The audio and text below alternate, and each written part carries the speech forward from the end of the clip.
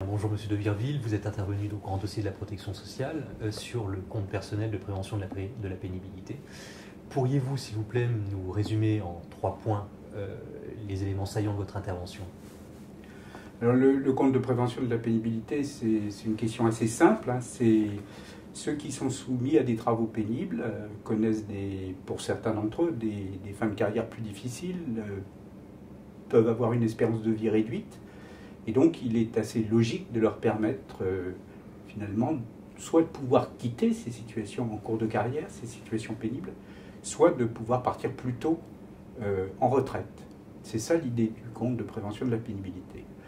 Le principal problème à résoudre, c'est comment donner de l'objectivité, pouvoir arriver à dire de façon assez claire, assez peu contestable, qui est exposé à la pénibilité d'une façon qui justifie l'obtention de points et qui provoque le versement de cotisations, et quelles sont au contraire les situations où il n'y a pas lieu ni de cotiser ni d'obtenir de points.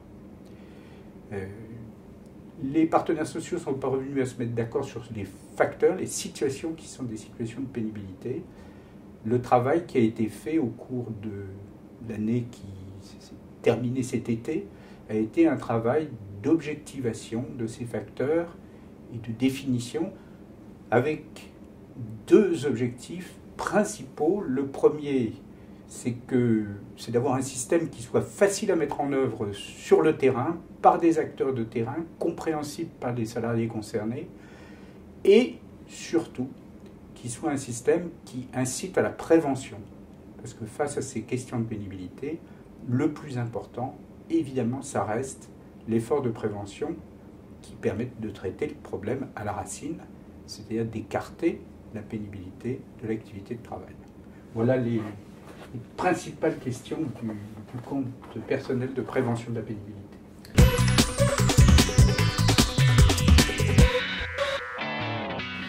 Alors l'enjeu, c'est les questions de gestion de carrière, puisque le compte peut financer aussi des formations qui permettent d'accompagner la sortie de carrière.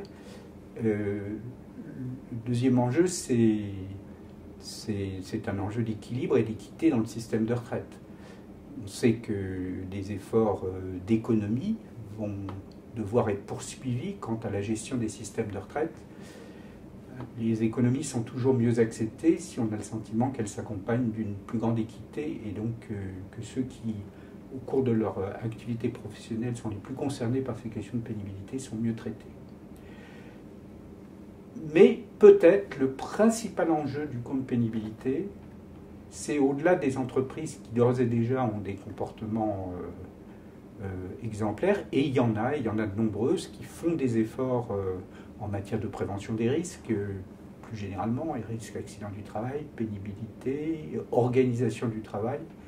C'est que ces comportements qui sont des comportements vertueux, qui ont une très grande efficacité quant à la prévention de la pénibilité, que ces comportements se généralisent. Et vraiment, ce qui a été mon principal souci et le critère le plus fort pour l'orientation de mon travail, ça a été de toujours mettre en tête cette question de l'incitation à la prévention. Je suis très convaincu, ayant été employeur moi-même, que beaucoup d'employeurs ont ce souci sans qu'ils aient besoin d'une incitation, mais on le sait bien, pour généraliser des démarches de ce type, une incitation est quelque chose qui accélère le mouvement. Donc voilà le troisième enjeu du compte de prévention de la pénibilité.